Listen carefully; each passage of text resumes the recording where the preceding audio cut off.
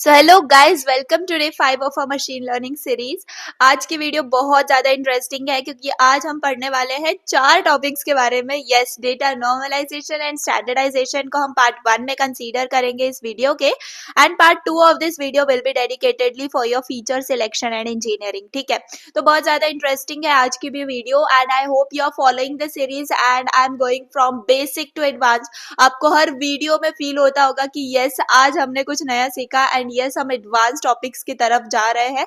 तो प्लीज अगर आपको ये सीरीज अच्छी लग रही होगी तो प्लीज अपने फ्रेंड्स के साथ शेयर करना एंड डेफिनेटली इसको फॉलो भी करना। ठीक है, तो चलिए स्टार्ट करते हैं। तो जैसे कि मैंने बोला, पार्ट 1 जो है हमारा इस वीडियो का, पार्ट 1 होगा डेटा नॉर्मलाइजेशन एंड स्टैंडर्डाइजेशन। बहुत सिंपल सा टॉपिक है, हमने डेटा के बारे में बहुत अच्छे से पढ़ लिया लास्ट वीडियो में। तो मैंने आपको बताया था कि कौन से टाइप्स के डेटा होते हैं एंड देन हम हैंडल कैसे करते हैं डेटा को, मिसिंग वैल्यूज को कैसे हैंडल करते हैं बेसिकली, एंड आउटलायर्स को कैसे हैंडल करते हैं। तो अच्छी खासी नॉलेज हमें डेटा की लास्ट वीडियो में मिल गई है and now we will be seeing about what is data normalization and standardization. तो सबसे पहला जो टॉपिक है वो है व्हाट इज डेटा नॉर्मलाइजेशन। ठीक है, तो यहाँ पे क्या लिखा है, normalization is the process of scaling data so that it fits with a specific range, typically 0 to 1। इसका मतलब क्या हुआ, देखो, नॉर्मलाइजेशन का सिंपल मतलब ये है कि जो भी हमारे डेटा में वैल्यूज होंगी ना, उनको हम एडजस्ट करेंगे। एडजस्ट कैसे करेंगे कि हम जो है ना, यूजुअली जो नॉर्मलाइजेशन की रेंज होती है वो 0 से लेके 1 तक होती है। तो हमारे डेटा के अंदर कितनी भी वैल्यूज हो, हमें उनको जो है 0 और 1 के बीच में स्केल करना है, यानी कि अपडेट करना है। ठीक है, तो ये जब हम फिट करते हैं ना, तो जो हमारा डेटा है वो ईजियर हो जाता है हमारे मॉडल के लिए टू अंडरस्टैंड, एंड हमारा जो मॉडल है वो परफेक्टली वर्क भी करता है मशीन लर्निंग एल्गोरिदम्स के साथ। तो ये जो है ना, ये होती है नॉर्मलाइजेशन टेक्निक। आई होप बहुत ज्यादा सिंपली मैंने आपको एक्सप्लेन किया। क्या मैंने वापस आपको बताती हूँ, देखो, आपके जो है ना, आपके डेटा सेट में कितनी भी वैल्यूज होने दो। लेट्स से एक एग्जांपल ले लेते हैं। लेट्स से आपके पास ना एक डेटा सेट है जिसमें इनकम्स हैं। ठीक है, इनकम्स जो है ना वो कहाँ से कहाँ रेंज कर रही है। लेट्स से 10,000 से 10 लाख के बीच में जो है ना आपकी इनकम रैंक कर रही है। तो इतना बड़ा डेटा सेट जो है हमारे पास होगा, तो 10,000 से लेके 10 लाख तक है हमारे पास। अब उसी के अंदर इनकम भी एक फीचर है और एज भी एक फीचर है, और जो एज है मेरा वो 0 से लेके 100 तक है। ठीक है, 0 से लेके 100 तक एज है मेरे पास, और जो मेरी इनकम है वो 10,000 से लेके 10 लाख तक है। तो मुझे ये बताओ, अगर हम नॉर्मलाइजेशन नहीं करेंगे एंड ये पूरे के पूरे डेटा को हम मॉडल में दे देंगे, तो हमारी एल्गोरिदम्स जो है वो किसको प्रायोरिटाइज करेंगी, वो एज को निग्लेक्ट कर देंगी। क्यों निग्लेक्ट कर देंगी, क्योंकि एज तो छोटा सा फैक्टर समझेंगे वो, एंड जो इनकम है उसको मोस्ट मतलब हाई क्या समझेंगे, फीचर समझेंगे, एंड इनकम पे ही डिपेंड करके जो है ना हमारा मॉडल बन जाएगा। एज को उसमें कोई भी प्रेफरेंस नहीं मिलेगी। क्यों नहीं मिलेगी, क्योंकि एज जो है वो 0 से 100 तक है, एज कंपेयर टू बहुत ज्यादा स्मॉल है ये वैल्यूज। अगर हम कंपेयर करें हमारी इनकम से, 10,000 से लेके 10 लाख तक, तो मुझे बताओ, हमेशा हर अल्गोरिदम या मॉडल उसको तो नहीं पता है ना कि या दोनों भी इंपॉर्टेंट है। वो तो कंसीडर करने के टाइम पे एज को निग्लेक्ट ही कर देगा। तो इसीलिए नॉर्मलाइजेशन करना इंपॉर्टेंट है। एंड जब हम नॉर्मलाइजेशन करेंगे तो हम जो है ना, दोनों भी, लाइक एज हो गई और इनकम हो गई, तो दोनों भी को हम क्या कर देंगे, हम फिट कर देंगे 0 से लेके 1 के बीच में। फिर जो दोनों होंगे वो हमारे क्या हो जाएंगे, इक्वल पोजीशन पे हो जाएंगे। एंड जब इक्वल पोजीशन पे हो जाएंगे तो फिर हम जब उसको मॉडल में देंगे तो वो दोनों को भी उसी परफेक्ट जो है ना, आप प्रायोरिटी वाइज आप कह सकते हो कि वो उसको कंसीडर करेगा। ठीक है, तो ये एक एग्जांपल था, आपको अच्छे से समझ में आ गया होगा। एंड इनको हम स्केल करते हैं बिटवीन 0 to 1। बहुत सिंपल है, जब हम कोड करेंगे आप समझ जाओगे, इसमें कोई मतलब ऐसा हार्ड नहीं है कोई चीज, जस्ट हमें स्केल करना है, हम सिंपल यूज कर रहे होते हैं। एंड अब जो मॉडल है वो क्या करेगा, हमारा ट्रीट करेगा दोनों भी फीचर्स को इक्वली जब हम ट्रेन कर रहे हैं हमारे मॉडल को। ठीक है, सो क्यों नॉर्मलाइजेशन इंपॉर्टेंट है, आई होप ये एग्जांपल से आपको समझ में आ गई होगी। जस्ट इतना याद रखो, हम जो है हमारे डेटा को किसके अंदर फिट करते हैं, 0 से लेके 1 के अंदर। ये जो है रेंज है जो कि नॉर्मली यूज होती है, आप अपनी मर्जी से भी कर सकते हो, लेकिन 0 से 1 ये जो है एवरेज बाय डिफॉल्ट रेंज है। ठीक है, सो ये होता है आपका डेटा नॉर्मलाइजेशन के बारे में। नेक्स्ट चीज है डेटा स्टैंडर्डाइजेशन। तो स्टैंडर्डाइजेशन का मतलब क्या, देखो ये सिंपल ना, हमारे पास जो, देखो वापस से मैं डेटा के पास आ रही हूँ। जो डेटा है हमें उसको एडजस्ट करना है। अब एडजस्ट किस में करना है कि जो उसका मीन हो वो 0 हो। मीन मतलब समझ रहे हो ना, एवरेज, ठीक है, जो एवरेज हो वो उसका 0 हो, और जो स्टैंडर्ड डेविएशन हो, स्टैंडर्ड डेविएशन का मतलब क्या, हमारे मीन से जो हमारा डेटा है वो कितना फार अवे है, इसको आप क्या बोलते हैं, स्टैंडर्ड डेविएशन बोलते हैं। तो अगर स्टैंडर्ड डेविएशन कम है, इसका मतलब जो हमारा डेटा है वो क्लोज टू ईच अदर है। अगर स्टैंडर्ड डेविएशन ज्यादा है तो ऑफकोर्स फार फार है हमारा डेटा। तो हमारा जो स्टैंडर्ड डेविएशन है वो 1 होना चाहिए, और जो मीन है वो 0 होना चाहिए। इस ऐसे हमें एडजस्ट करना होगा हमारा डेटा। तो इस एडजस्टिंग प्रोसेस को ही क्या बोला जाता है, स्टैंडर्डाइजेशन। ठीक है, I hope it is very clear. Standardization मतलब कि हमारा जो डेटा है, we just have to scale it into mean of 0 and standard deviation of 0। वही मैंने यहाँ पर भी लिखा हुआ है, one formula is there for it, जो यहाँ पे मैंने लिखा हुआ है, that is z is equal to x minus mu upon sigma. अब ये x क्या है, यहाँ पे the value to be standardized, ये जिस वैल्यू को हमें स्टैंडर्डाइज करना है वो आएगा मेरे x के अंदर। जो मेरा मीन होगा, मेरे पूरे के पूरे फीचर का मीन होगा। लास्ट वीडियो में हमने एज का मीन निकाला था, देखो, तो वैसे ही हम इसका मतलब वो एक एज फीचर ही था, राइट। तो वैसे ही कोई भी फीचर लेंगे हम एंड उसका मीन हम निकालेंगे, तो मीन होगा म्यू के अंदर, और स्टैंडर्ड डिविएशन भी हम निकालेंगे तो होगा सिग्मा के अंदर। देखो, अब बिल्कुल भी आपको इस चीज के अंदर फोकस नहीं करना है कि मीन कैसे निकालेंगे या स्टैंडर्ड डिविएशन कैसे निकालेंगे। आपको बिल्कुल भी मैथमेटिक्स इसके अंदर लगाने की जरूरत नहीं है, because we are going to use NumPy library, and NumPy library के अंदर न्यूमेरिकल कैलकुलेशंस बहुत इजीली हो जाते हैं। जस्ट हमें उसका नाम देना होता है एंड हमारा जो मेथड है वो कॉल हो जाता है। सो बहुत ज्यादा सिंपल होता है, इसीलिए जस्ट मैं आपको अभी समझा रही हूँ कि यस आपको क्या क्या करना है। Again I am telling you, standardization का जो फॉर्मूला है that is x minus mu upon sigma. x क्या है आपका, जिस वैल्यू को आपको स्टैंडर्डाइज करना है वो, म्यू क्या है, मीन है उस पर्टिकुलर फीचर का, सिग्मा आपका स्टैंडर्ड डिविएशन है उस पर्टिकुलर फीचर का। अब ये स्टैंडर्डाइजेशन क्यों करना होता है, देखो स्टैंडर्डाइजेशन अगर हम देखो, सबसे पहले ये जो है हमारे फीचर्स को सेम स्केल पे लेके आ जाता है, ठीक है। मतलब even if they originally had very different ranges, तो सिंपली सेम रेंज के ऊपर जब हमारा डेटा आ जाएगा तो सारे के सारे फीचर्स को इक्वली कंसीडर किया जाएगा। इक्वली अगर कंसीडर नहीं किया जाता तो एज और या इनकम हो या फिर कुछ भी हो, हम अगर फीचर्स के अंदर उसको ले रहे हैं हमारे डेटा सेट में, सो क्या होगा, किसी भी एक को अगर प्रायोरिटी ज्यादा दे दी तो हमारा जो मॉडल है वो परफेक्टली वर्क नहीं करेगा, एंड हमारा जो मॉडल है वो जब हम उसको टेस्ट करेंगे तब वो करेक्ट हमें जो आंसर्स है या फिर जो लेबल्स है वो हमें नहीं प्रेडिक्ट करके बताएगा, क्योंकि वो सिर्फ एक ही फैक्टर पे या फिर एक ही फीचर पे डिपेंड कर रहा होगा। लेकिन हमें क्या चाहिए, हमारा जो मॉडल है वो हमेशा किस पे वर्क करे, हमेशा किसके ऊपर जो है ना डिपेंडेंट रहे, वो सबके ऊपर डिपेंडेंट रहे, राइट। लाइक जितने भी फीचर्स हैं, अगर 10 भी फीचर्स है तो 10 पे सब पे आपका जो है ना इक्वली फीचर्स जो है वो डिवाइड होने चाहिए एंड इक्वली वो प्रेडिक्ट करना चाहिए, ठीक है। सो ये जो है इंपॉर्टेंट है, एंड डेटा स्टैंडर्डाइजेशन ये इसको करता है। देखो, नॉर्मलाइजेशन और स्टैंडर्डाइजेशन आपको सिमिलर अगर लग रहा है तो मैं आपको पहले डिफरेंस समझा दूं। जो डेटा नॉर्मलाइजेशन है उसमें हम सारे डेटा को क्या कर देते हैं, सारी वैल्यूज को 0 और 1 की रेंज में क्या कर लेते हैं, फिट कर लेते हैं, ठीक है। तो 0 और 1 की रेंज में वैल्यूज फिट होती है। यहाँ पे क्या है, मीन को हम 0 करते हैं और स्टैंडर्ड डिविएशन को 1 करते हैं। ऐसे वैल्यूज को हम क्या कर देते हैं ना, प्रोसेस कर देते हैं। समझ में आ रही है मेरी बात। सो ये होता है data standardization. So I hope आपको समझ में आ रहा होगा। नाउ यहाँ पर चलिए कोड करते हैं नॉर्मलाइजेशन और स्टैंडर्डाइजेशन को, तो आपको और ज्यादा अच्छे से समझ में आ जाएगा। तो देखो, इसी आपको फोल्डर में आ जाना है, मैंने ओपन कर लिया है जुपिटर नोटबुक। आप भी अपना सब सेट कर लेना। अगर फिर से कोई एरर आ रहा है तो एक बार आपको क्या करना है, पिप इंस्टॉल IPY कर्नल कर लेना, एंड देन उसके बाद आपको जुपिटर नोटबुक को रीस्टार्ट करना है, तब जाके आपका जो कर्नल है वो कनेक्ट हो जाएगा।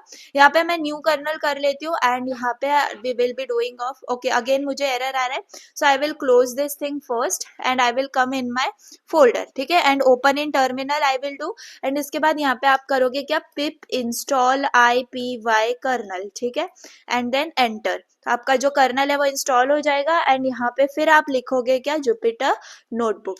जुपिटर नोटबुक लिखने के बाद you will get this open, ठीक है। ओके सो अब जो है आप यहाँ पे न्यू कर सकते हो एंड आपका जो कर्नल हो पाइथन 3 हो जो भी हो आप उसको ओपन कर लेना। यहाँ पे आके मैं लिख देती हूँ क्या मेरा नाम दैट इज डे 5 है आज हमारा एंड दैट्स द थिंग। ठीक है, तो हमारा जो फाइल है हमारा जो जुपिटर नोटबुक है वो क्रिएट हो गई है अच्छे से। अब देखो चलो मैं कोड लिख रही हूँ आपके लिए, हम दोनों भी देखेंगे नॉर्मलाइज कैसे करना है डेटा को, स्टैंडर्डाइज कैसे करना है डेटा को। तो देखो हमें जो है सबसे पहले दो लाइब्रेरीज को कंसीडर करना होगा। कौन सी दो लाइब्रेरीज? हमारी नमपाई हो गई और हमारी क्या हो गई, पैंडाज हो गई। क्यों? क्योंकि देखो सिंपल है, मैंने आपको बताया न्यूमेरिकल कैलकुलेशंस हमें इसके अंदर करनी है, ज्यादा करनी है।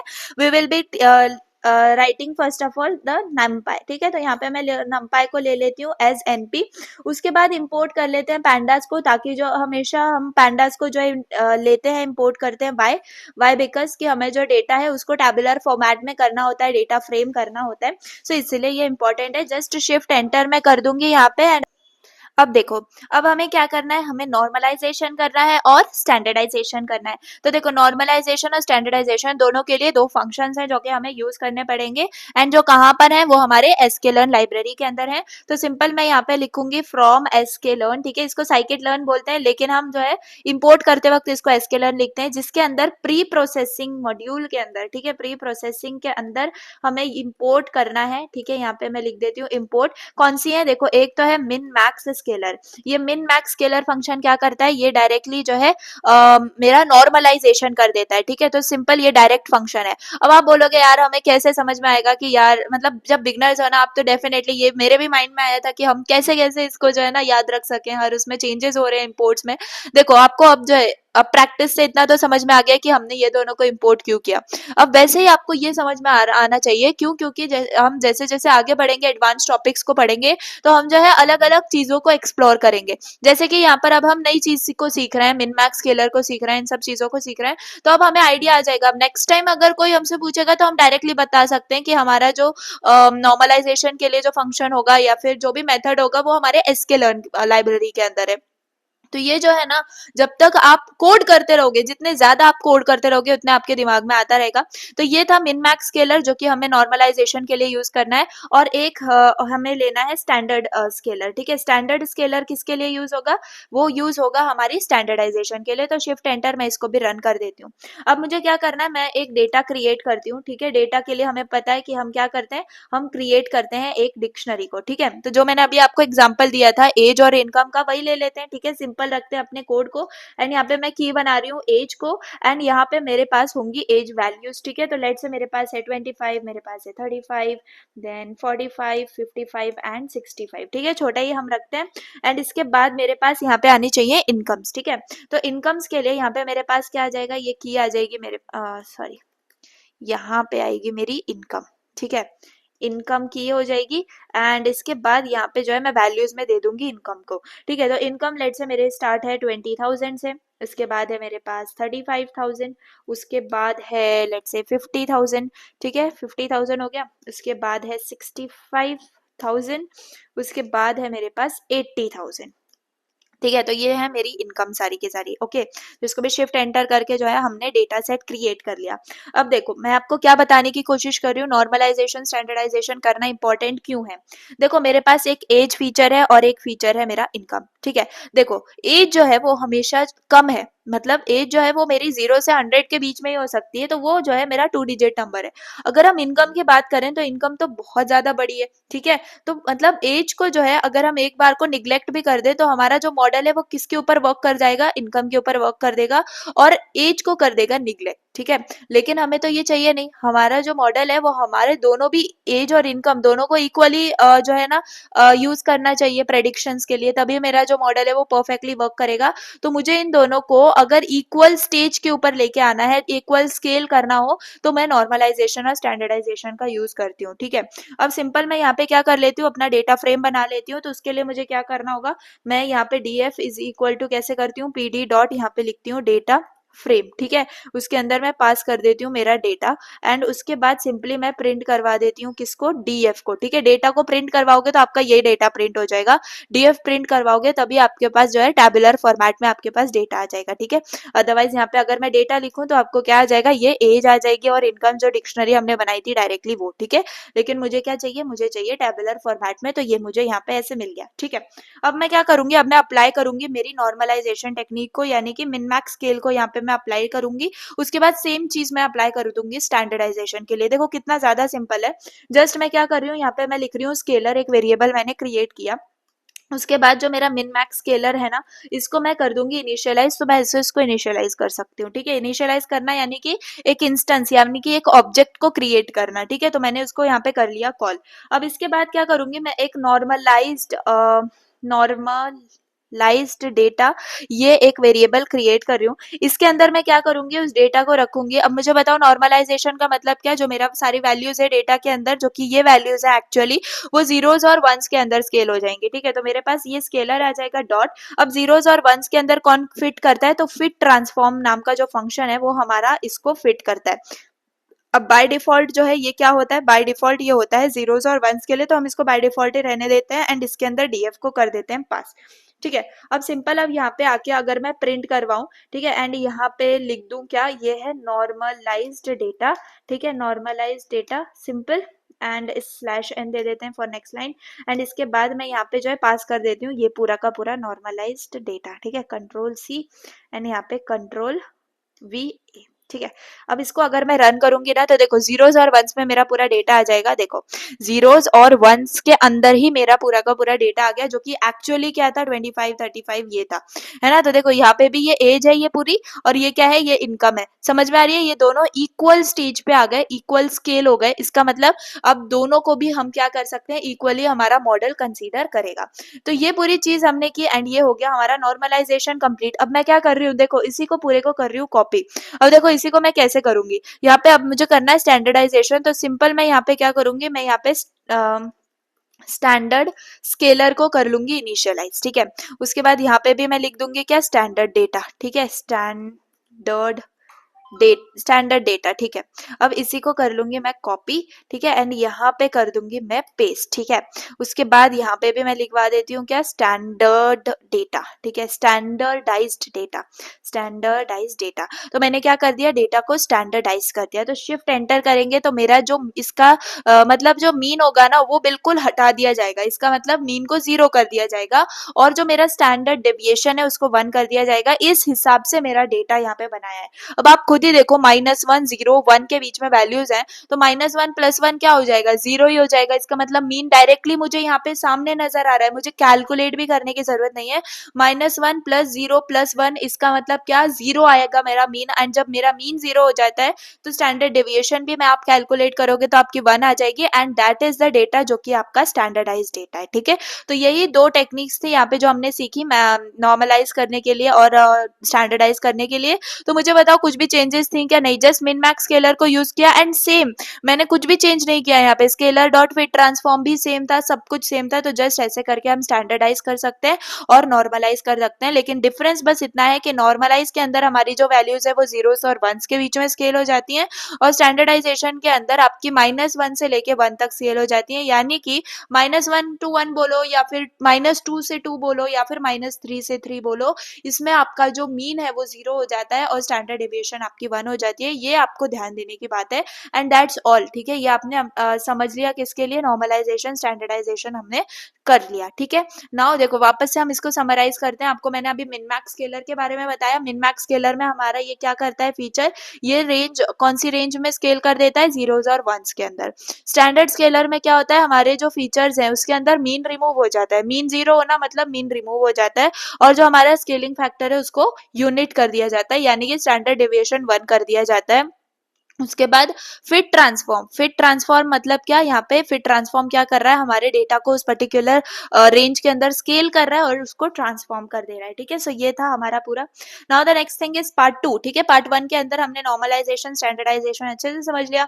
Now let's move on to part 2, that is feature selection and feature engineering. बहुत ज्यादा इजी टॉपिक है। देखो फीचर सिलेक्शन का मतलब क्या, देखो हमारे पास ना, हम अगर डेटा सेट को देखें तो हमारे पास बहुत सारे फीचर्स होते हैं, ठीक है। लेट्स से बहुत सारे कॉलम्स है आपके पास फीचर्स के। अब आप क्या करना है ना, अब आप जब मॉडल से देख रहे हो, मॉडल के आउटपुट्स को देख रहे हो, तो कोई ना कोई फीचर ऐसा है कि जिसका होना ना होना एक बात है।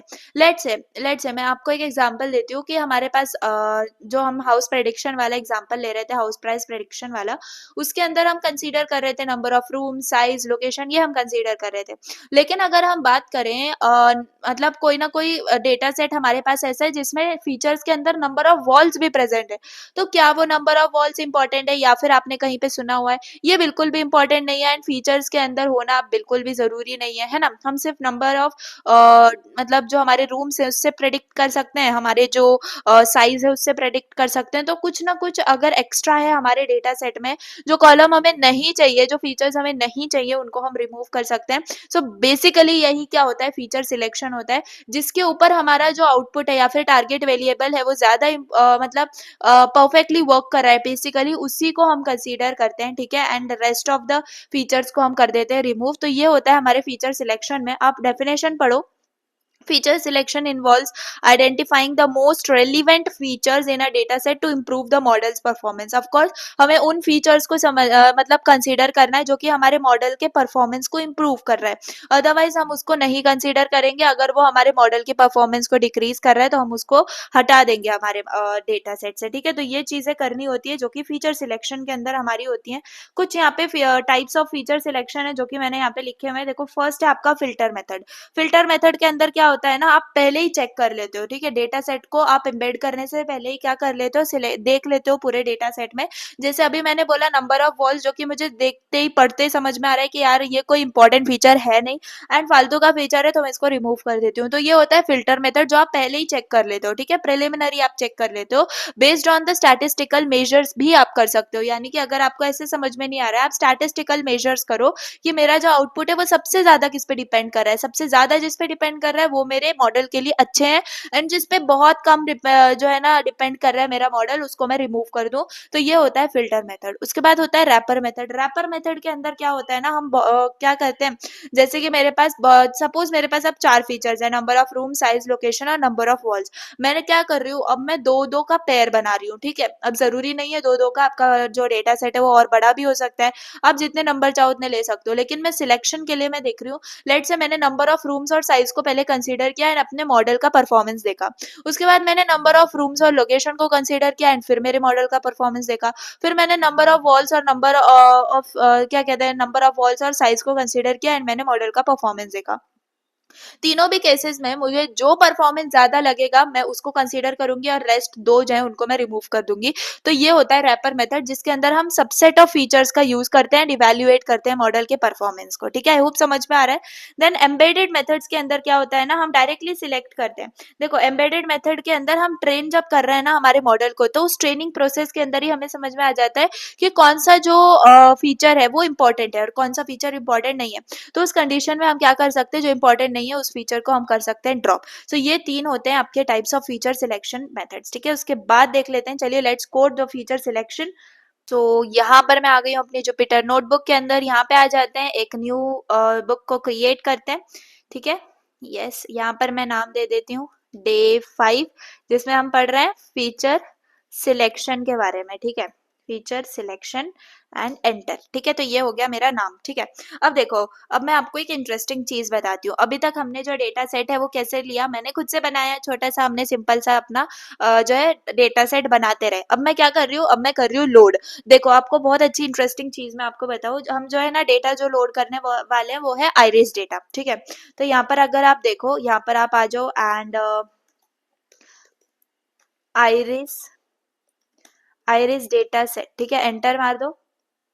तो यहाँ पे आपके पास जो है आइरिस का डेटा आ जाएगा गिटहब पे, कैगल पे। तो लेट से मैं कैगल का जो है ना देख रही हूँ यहाँ पे आइरिस स्पीशीज। आइरिस का जो डेटा है वो बहुत ज्यादा सिंपल है, petal width, petal length, sepal width, sepal length ये होते हैं आपके। देखो यहाँ पे ये आपके क्या है, सारे कॉलम्स है डेटा सेट के अंदर। ये CSV फाइल है, तो आप चाहो यहाँ से कर सकते हो इसको डाउनलोड, ठीक है। तो यहाँ पे आपके पास इसके लिए है सारे पाथ वगैरह, अगर आप चाहो तो ऐसे भी डाउनलोड कर सकते हो। अदरवाइज मैं सिंपल डेटा सेट को डाउनलोड कर रही हूँ क्योंकि मुझे आपको सिंपल दिखाना है।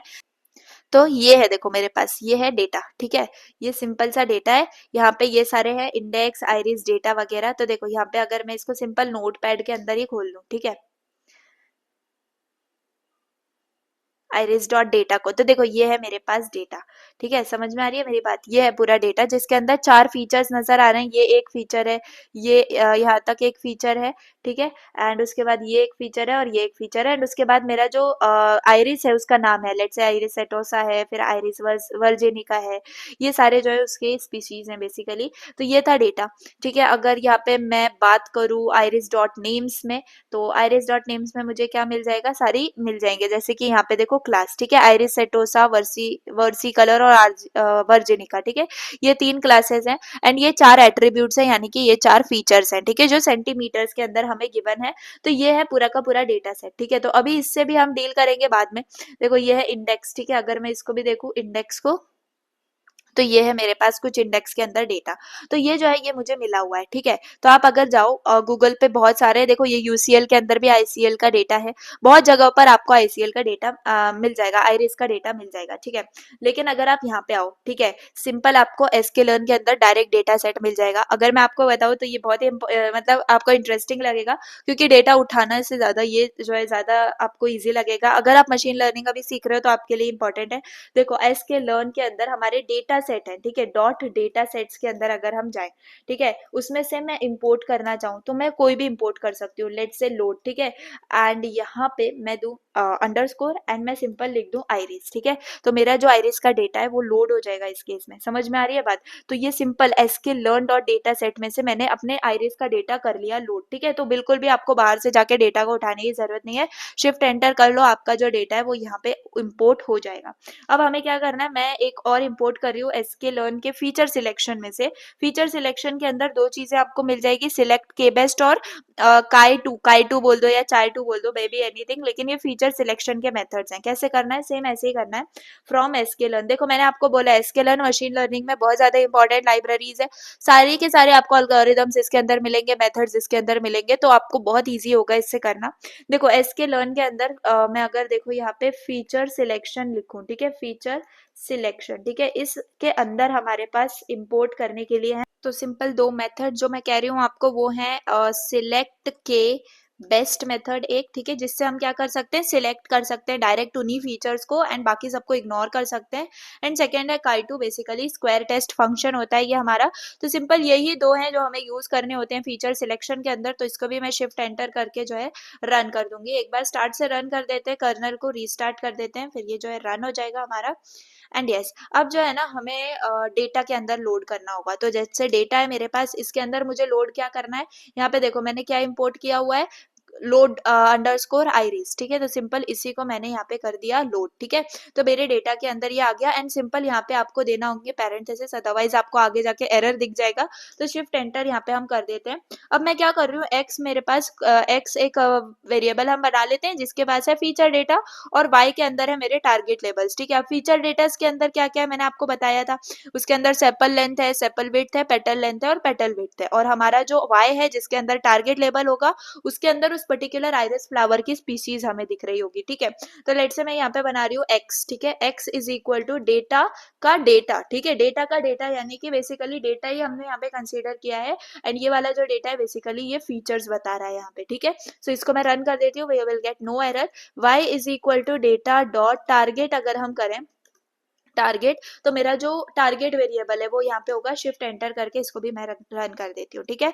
अब मैं यहाँ पे एक वेरिएबल बनाती हूँ, लेट से सिलेक्टर, ठीक है। इसके अंदर अब मैं पास करूंगी मेरा सिलेक्ट के बेस्ट मेथड को एंड इसके अंदर जो है अब मुझे देना होगा, देखो अब मुझे क्या है ना, मुझे सिर्फ सिलेक्ट के बेस्ट से मुझे सिर्फ 2 ही टॉप के फीचर्स जो है सिलेक्ट करने हैं, ठीक है। तो मेरे पास एक्चुअली में कितने फीचर्स हैं, 4 फीचर्स हैं, sepal length, sepal width, petal length, petal width, ठीक है। तो ये है मेरे पास 4 फीचर्स, लेकिन मुझे टॉप 2 फीचर्स ही सिलेक्ट करने हैं। तो मैं यहाँ पे कैसे कर सकती हूँ, सिलेक्ट के बेस्ट से मैं कर सकती हूँ, जिसके अंदर पहले मैं स्कोर फंक्शन के अंदर पास कर दूंगी kai2 को। इससे क्या होगा ना, ये जो है मेरा फंक्शन जो है ये टेस्ट स्कोर करेगा, ठीक है। बेसिकली जो मतलब मेरे फीचर्स हैं उनका फंक्शन जो है ये टेस्ट करेगा, ठीक है, स्कोर टेस्ट करेगा। उनमें से 2 मैं लूंगी बेसिकली। तो मैं अगर 2 लेना चाह रही हूँ तो मैं k=2 यहाँ पे दे दूंगी, तो मेरे 2 ही फीचर्स, यानी कि यहाँ पे पहले तो मेरा स्कोर फंक्शन क्या कर लेगा, मेरे सारे फीचर्स को ले लेगा। मतलब टॉप 1 ये इंपॉर्टेंट है, टॉप 2 ये इंपॉर्टेंट है, टॉप 3 टॉप 4 ऐसे करके 4 फीचर्स में से। उसके बाद क्या होगा, मेरे मैं अगर 2 ही सिलेक्ट करना चाह रही हूँ तो मेरे पास 2 ही फीचर्स हैं जो कि सिलेक्ट हो जाएंगे, एंड वो टॉप के 2 फीचर्स होंगे, ठीक है। तो ऐसे मैं कर सकती हूँ सिलेक्ट, अपने फीचर्स को सिलेक्ट, शिफ्ट एंटर हम कर देंगे। उसके बाद मेरा जो फीचर्स न्यू आएंगे, लेट से मैं यहाँ पे एक्स न्यू उसकी जो है ना वेरिएबल का नाम बना देती हूँ। एंड सिंपल, अब क्या करना है, सिलेक्टर यहाँ पे आपको पास करना है, सिलेक्टर, ठीक है। एंड उसके बाद यहाँ पे आपको फिट ट्रांसफॉर्म करना होगा, क्यों, क्योंकि अब आप क्या कर रहे हो, अपने फीचर्स को चेंज कर रहे हो, राइट। तो फिट ट्रांसफॉर्म को आपको यहाँ पे यूज करना होगा। एंड इसके अंदर मैं पास कर दूंगी मेरा एक्स और वाई, ठीक है। सिंपल एज दैट, बहुत ज्यादा सिंपल है। एंड इसके बाद जस्ट हम प्रिंट करवा देंगे, किसको प्रिंट करवा देंगे, कि हमारे सिलेक्टेड जो भी फीचर्स हैं उनको, ठीक है, सिलेक्टेड फीचर्स। तो यहाँ पे हमें उनकी सारी वैल्यूज जो है ना वो नजर आ जाएंगी। बहुत ज्यादा सिंपल है ये। एंड यहाँ पे एक्स न्यू को जो है मैं कर देती हूँ पास, ठीक है। एक्स न्यू का मतलब न्यू फीचर्स हमारे जो बने हैं, शिफ्ट एंटर करेंगे, यहाँ पे मेरे जो सिलेक्टेड फीचर्स हैं वो यहाँ पे मुझे दिख रहे हैं, ठीक है। जितने भी मेरे फीचर्स हैं 2, ठीक है, वो मुझे यहाँ पे दिख गए। वैसे तो बहुत बड़ा है ये, है ना। जो हमारा डेटा सेट है उसके अंदर काफी सारा डेटा है, तो मुझे जो बेस्ट मेरे 2 फीचर्स लगे वो टॉप के 2 फीचर्स मुझे यहाँ पे मिल गए, ठीक है। सो ये होता है, ऐसे आप सिलेक्ट कर सकते हो। जस्ट यही लाइन इंपॉर्टेंट थी, सिलेक्ट के बेस्ट के अंदर पहले आपने स्कोर फंक्शन पास किया जिसमें kai2 को पास किया। ये kai2 क्या करता है, सारे फीचर्स को टेस्ट करता है एंड उनको रैंकिंग वाइज लगा देता है। एंड जब मैं यहाँ पे k2 दे रही हूँ तो मेरे पास 2 ही आ गए। अगर मैं यहाँ पे देती 1, ठीक है, तो मेरे पास यहाँ पे क्या आता, यहाँ पे सिर्फ एक ही आता। देखो सिंपल एक ही आया, जो कि टॉप 1 फीचर है, ठीक है। आप यहाँ पे 2 भी दे सकते हो, 3 भी दे सकते हो, जितनी मर्जी चाहो आप यहाँ पे दे सकते हो। तो आपको उतने जो है ना फीचर्स आपको सिलेक्ट होके मिल जाएंगे। बताओ इसमें इतना सा कोड है ये, इसमें क्या ही बड़ा था, ठीक है, कितना ज्यादा सिंपल था। तो ये होता है आपका फीचर सिलेक्शन, ठीक है, फीचर सिलेक्शन। सो हमने इसका भी कोड देख लिया। Now let's move on to feature engineering. अब फीचर इंजीनियरिंग क्या है, ये एक प्रोसेस है ऑफ क्रिएटिंग, ट्रांसफॉर्मिंग और deriving new features to improve model performance. इसका मतलब हम क्या कर रहे हैं, हम क्रिएट कर रहे हैं, ट्रांसफॉर्म कर रहे हैं और डिराइव कर रहे हैं न्यू फीचर्स को, ठीक है। तो मतलब जो कि हमारे मॉडल के परफॉर्मेंस के लिए इंपॉर्टेंट है। लेट्स से हमारा जो मॉडल है, हम हाउस प्राइस डिटेक्ट कर रहे हैं, उसके अंदर नंबर ऑफ रूम्स ही नहीं है, लेकिन वो होना इंपॉर्टेंट है। तो नंबर ऑफ रूम्स का जो फीचर है हम कर सकते हैं इसके अंदर ऐड, ठीक है। तो फीचर इंजीनियरिंग बहुत ज्यादा इंपॉर्टेंट है, क्योंकि हम इसके अंदर डेटा के साथ, हमारे डेटा सेट के साथ खेल सकते हैं। लेट्स से हम जो है ना कुकिंग के लिए कोई डेटा सेट बना रहे हैं, एंड उसके अंदर क्या है, बहुत सारे इंग्रेडिएंट्स हैं, लेकिन वही इंग्रेडिएंट नहीं है जो कि इंपॉर्टेंट है, ठीक है। तो हमें उसको क्रिएट तो करना ही पड़ेगा ना। तो ये जो है आपका किसके लिए हो जाता है, ये होता है आपके फीचर इंजीनियरिंग के अंदर सारा काम। सो बहुत ज्यादा सिंपल है। एंड इसके कुछ मेथड्स भी हैं, कॉमन फीचर इंजीनियरिंग मेथड्स तो देख लेते हैं। फर्स्ट है आपके पास एनकोडिंग कैटेगोरिकल डेटा, ठीक है। अब मैंने आपको पहले ही बता दिया है कैटेगोरिकल डेटा का मतलब क्या होता है, कॉन्सेप्ट्स तो हमारे सारे क्लियर चल रहे हैं, राइट। तो कैटेगोरिकल डेटा का मतलब होता है जो डेटा न्यूमेरिकल ना हो, ठीक है, जो डेटा न्यूमेरिकल ना हो। लेट्स से आपके डेटा के अंदर क्या है, जैसे अभी हमने देखा आइरिस के डेटा के अंदर आपके जो लेबल्स है, यानी कि जो आउटपुट है आपका, वो क्या है, वो कोई ना कोई नाम है आपके स्पीशीज का। लेट्स से आइरिस सेटोसा है या जो भी वर्जिनिका है, तो वो क्या है आपका, वो है आपका टेक्स्ट डेटा, ठीक है। तो वो टेक्स्ट भी हो सकता है, कभी कभी डेटा इमेजेस में भी हो सकता है, कभी कभी डेटा आपके वीडियोस में भी हो सकता है। तो ये जो डेटा होता है जो कि न्यूमेरिकल नहीं होता है उसको हम कैटेगोरिकल डेटा बोलते हैं। तो अगर हमें एनकोड करना है कैटेगोरिकल डेटा, तो अगर हम उसको कन्वर्ट भी कर सकते हैं text data into numerical values के अंदर, तो इसके अंदर हम फीचर इंजीनियरिंग के अंदर ये चीज कर सकते हैं, जो कि कॉमन फीचर है। बेसिकली हम कन्वर्ट कर सकते हैं टेक्स्ट डेटा को अपने न्यूमेरिकल वैल्यूज के अंदर। लेट्स से रेड ब्लू आपके पास कलर्स है, या फिर सिटीज हो गई, मुंबई हो गया, दिल्ली हो गई, तो इनको हम न्यूमेरिकल फॉर्मेट के अंदर कन्वर्ट कर सकते हैं, ठीक है। हम चाहे है वन हॉट कोडिंग, ये एक एग्जांपल है। वन हॉट कोडिंग का मतलब क्या होता है ना, लेट से रेड ब्लू ग्रीन आपके पास है, तो रेड रेड क्या बन जाएगा 100, ब्लू क्या बन जाएगा 010, ग्रीन क्या बन जाएगा 001। तो ऐसे हम न्यूमेरिकल के अंदर उसको वन हॉट कोडिंग के अंदर कन्वर्ट कर सकते हैं। तो सिंपल क्या मतलब है, टेक्स्ट डेटा को न्यूमेरिकल डेटा के अंदर हम कन्वर्ट कर सकते हैं यूजिंग फीचर इंजीनियरिंग। सेकेंड है आपके पास बाइनिंग। बाइनिंग में क्या होता है ना, जो आपके कंटिन्यूअस यानी कि अनलिमिटेड रेंज होती है ना नंबर्स की, उसको हम फिक्स्ड ग्रुप के अंदर कर सकते हैं, ठीक है, फिक्स्ड ग्रुप, या फिर उसको हम बिन्स बोलते हैं, ठीक है, बिन्स बोलते हैं बाइनिंग के अंदर। तो हम क्या करते हैं, कन्वर्ट करते हैं कंटिन्यूअस डेटा को इनटू कैटेगोरिकल बिन्स, ठीक है। यानी कि हम क्या कर रहे हैं, ग्रुप कर रहे हैं। देखो अब एज तो जो है वो आपकी 1 से लेके 100 तक हो सकती है, ठीक है, लेकिन instead of giving individual ages, like आपके पास बहुत बड़ा डेटा सेट है, ठीक है, और उसके अंदर बहुत सारे लोग हैं, जिसके अंदर आपके को मतलब सबकी एज अपनी अपनी है। लेट से किसी की 17 है, किसी की 70 है, किसी की 21 है, किसी की 9 है। तो ये क्या है, अलग अलग डेटा होने से अच्छा है हम क्या कर रहे हैं, मैं ग्रुप कर दे रही हूँ। यानी कि 0 से लेके 18 तक जितने भी लोग हैं वो एक कैटेगरी में, 19 से लेके 35 में जो है वो एक कैटेगरी में है। तो ये ऐसे हम अगर कर देंगे तो हमारा डेटा वो परफेक्टली सिस्टमैटिक बन जाएगा, इंस्टेड कि हम अलग अलग एजेस देखते बैठे हैं, ठीक है। तो ये होता है बाइंडिंग के अंदर इंपॉर्टेंट फीचर है ये हमारा। उसके बाद है पॉलिनोमियल फीचर्स। पॉलिनोमियल फीचर का भी यहाँ पर अभी हम कोड देख लेंगे, ठीक है। पॉलिनोमियल फीचर में क्या होता है, ये जनरेट करता है न्यू फीचर्स, ठीक है, जिसमें हम कंबाइन कर सकते हैं या मल्टीप्लाई कर सकते हैं जो एग्जिस्टिंग वंस है, उनको कंबाइन करके ये न्यू फीचर्स को यहाँ पे क्या करता है, जनरेट करता है। ये होता है पॉलिनोमियल फीचर। क्रिएट करते हैं हम interaction terms and polynomial features using existing features, ठीक है। तो जो पहले से प्रेजेंट है उनको कंबाइन करके या उनके ऊपर कोई भी ऑपरेशन परफॉर्म करके नए फीचर्स को बनाना, ये होता है आपके पॉलिनोमियल फीचर्स में, जो अभी हम कोड देखेंगे, ठीक है। उसके बाद लॉग ट्रांसफॉर्म है। लॉग ट्रांसफॉर्म में क्या होता है, ये देखो आपके रेंज ऑफ लार्ज नंबर्स हो गए ना, उनको कंप्रेस कर देता है, ठीक है, उनकी रिड्यूस कर देता है, उनको जो है ना अनइवन डेटा डिस्ट्रीब्यूशन को कम कर देता है, इसीलिए लॉग ट्रांसफॉर्म यूज किया जाता है। You reduce the skewness of data by applying a logarithmic transformation. तो ये बेसिक 4 कॉमन फीचर्स हैं जो आपको अब समझ में आता होगा कि यस फीचर इंजीनियरिंग क्यों इंपॉर्टेंट है, ठीक है। जो फीचर्स हैं बेसिकली उनके अंदर हम कुछ भी ऑपरेशंस कर सकते हैं, उनको हम एडिट वगैरह कर सकते हैं, तो ये सब चीजें होती हैं हमारी फीचर इंजीनियरिंग के अंदर, ठीक है। Now let's code for this, okay, let's code over here. Polynomial feature का हम कोड करने वाले हैं। तो चलिए आ जाते हैं अपनी जुपिटर नोटबुक के अंदर, होम में आ जाते हैं, एक और जो है ना बुक क्रिएट करते हैं। इसका मैं नाम देना चाहती हूँ अगेन डे 5, ठीक है। धीरे धीरे जो हमारे कोडिंग वाला पार्ट है वो बढ़ता जा रहा है। होप आप इंजॉय कर रहे हो सेशंस को, ठीक है। Just this day 5 feature engineering simple है, छोटा सा कोड हम इसके लिए लिखेंगे। देखो हमेशा हमें पता है एसके लर्न में हमारे सारी जो हमारी क्या कहते हैं मेथड्स है ना, वो हमें सारे इसी के अंदर मिल रहे होंगे। तो इसको आपको जो है ना अच्छे से समझ लेना है। चाहो तो आप थोड़ा सा टाइम देके गूगल पे भी सर्च कर सकते हो एसके लर्न के बारे में, क्या क्या उसके अंदर मेथड्स है क्या नहीं, लेकिन मैं मोस्ट ऑफ द थिंग्स आपकी यहाँ कवर कराऊंगी, तो आपको कहीं और जाने की जरूरत नहीं है।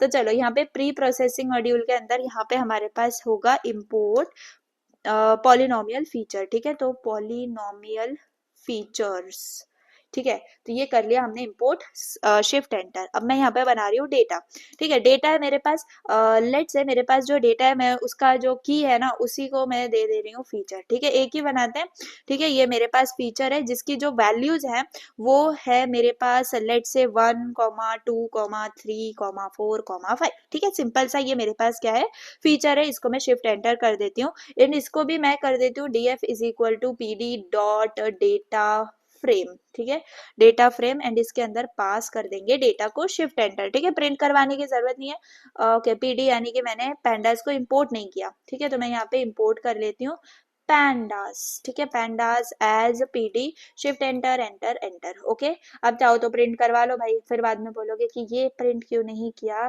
DF print. तो ये आपके पास छोटा सा ही है ये फीचर, तो ये आपके पास आ गया। अब आपको क्या करना है, आपको पॉलिनोमियल फीचर को लगाना है। मुझे बताओ पहले क्या करोगे, पहले आप एक वेरिएबल लोगे, उसके बाद यहाँ पे आप लिखोगे उस पर्टिकुलर मेथड का नाम पॉलिनोमियल फीचर्स, और उसको कर दोगे सबसे पहले इनिशियलाइज, ठीक है। इतना तो आपको समझ में आ ही गया होगा कि हाँ आपको करना क्या है।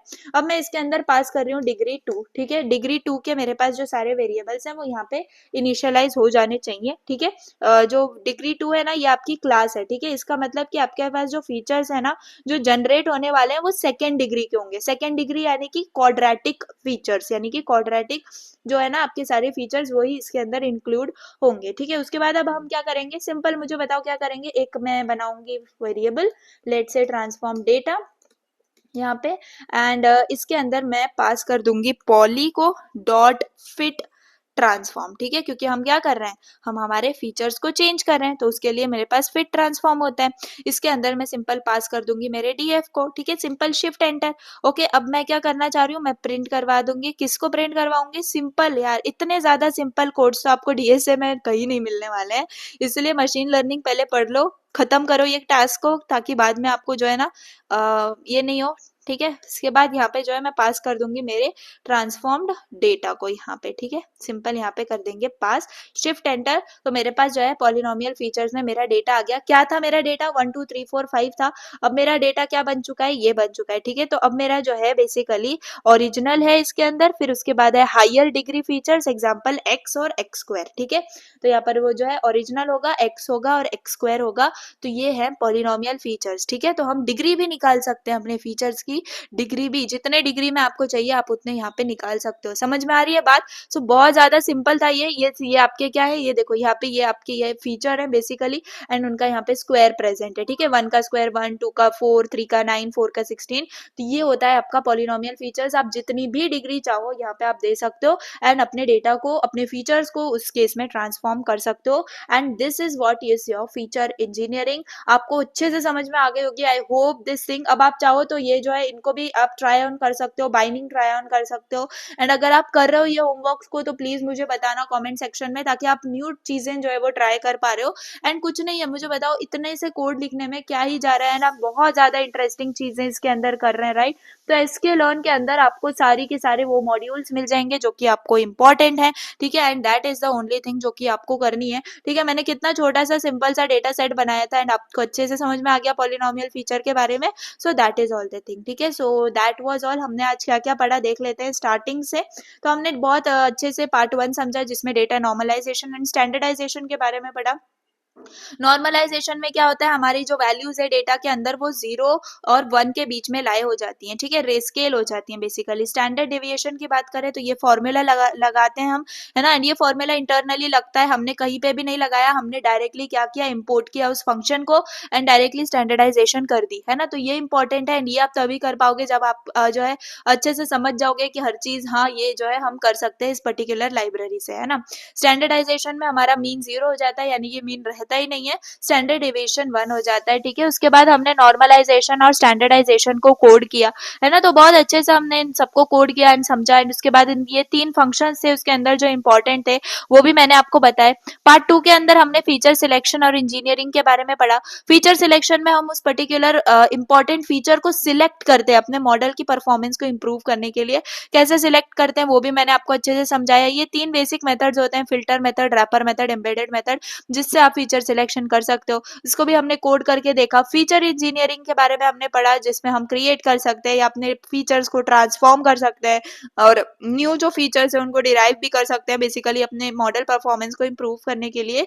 तो ये सारी चीजें होती हैं फीचर इंजीनियरिंग की। एंड ये कॉमन फीचर्स हमने पढ़े, encoding categorical data, binding, polynomial features, log transform, ठीक है, एंड उसका कोड भी देखा। सो अच्छे, आपको अच्छा लगा होगा ये वीडियो, एंड दैट्स इट, ठीक है। हमने आज भी बहुत अच्छी अच्छी चीजें पढ़ी, एंड आपको ये जो है ना पता होना बहुत इंपॉर्टेंट है, ये सारे डेटा के साथ चीजें होती हैं एंड ये आपको करना भी होती हैं, ठीक है। सो आज हमने जो है डेटा को इंपोर्ट भी करके देखा, लोड करा हमने आईरिस डेटा सेट को।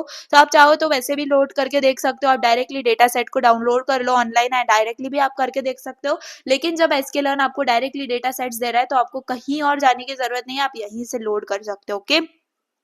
So that's all for the day. I hope आपको पसंद आई होगी वीडियो, एंड दैट्स ऑल, ठीक है। एंड ये प्लीज आप ये कोड मेरे साथ जो है ना करते रहना, ताकि आपकी जो प्रैक्टिस है वो अच्छे से होती रहे, एंड दैट्स ऑल, ठीक है। अगर आपको सीरीज पसंद आ रही हो तो अपने फ्रेंड्स के साथ जरूर से शेयर करना, एंड अगर वीडियो पसंद आई हो तो प्लीज लाइक कर देना। चलिए that's all for the day. Channel पर ना तो सब्सक्राइब कर देना। Thanks for watching, bye.